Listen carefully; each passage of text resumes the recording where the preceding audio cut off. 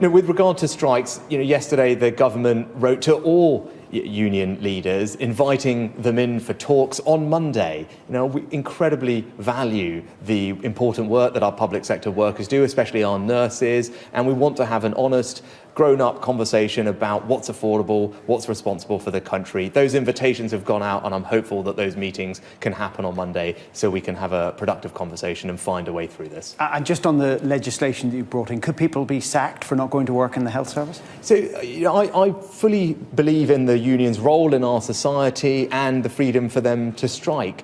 But I also believe that should be balanced with the right of ordinary working people to go about their lives free from significant disruption. And that's why we're going to bring forward new laws in common with countries like France, Italy, Spain and others that ensure that we have minimum levels of safety in critical areas like fire, like ambulance, so that even when strikes are going on, that your health will be protected. I think that's entirely reasonable, and that's what our new laws will do. When it comes to the current industrial action being taken by nurses, they've indicated that they might be willing to settle for 10%. Could you go a bit further with your pay offer? Could you meet them halfway?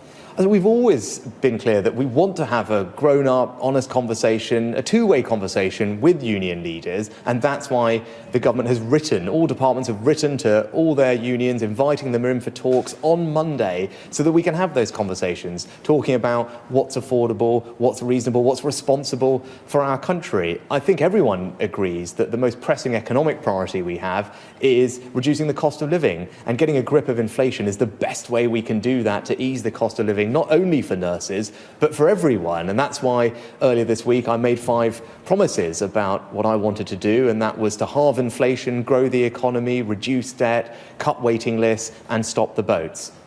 Will those talks that you're talking about, inviting the unions in for, include talks about this year's pay? So what we've said is we want to have a grown-up, honest conversation with all union leaders about what is responsible, what is reasonable, and what is affordable for our country when it comes to pay. We think that those conversations should happen. That's why we've invited everyone in to have those talks on Monday, and I'm hopeful that those talks can be constructive and we can find a way through this. Beyond the industrial unrest, in the wider NHS, there is a crisis. People are, we don't know how many, but people are almost certainly unnecessarily dying. Does that trouble you?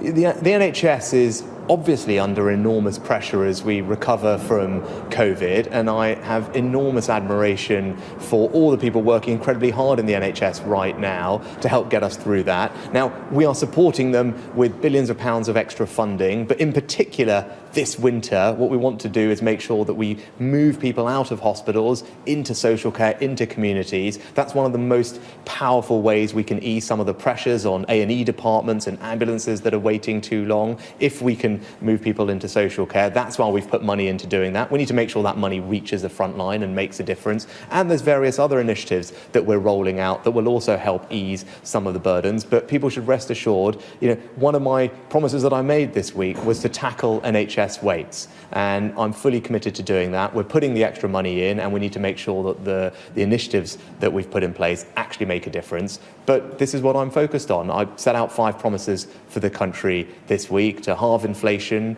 reduce debt, cut waiting lists, stop the boats, grow the economy. That's what I'm prioritising.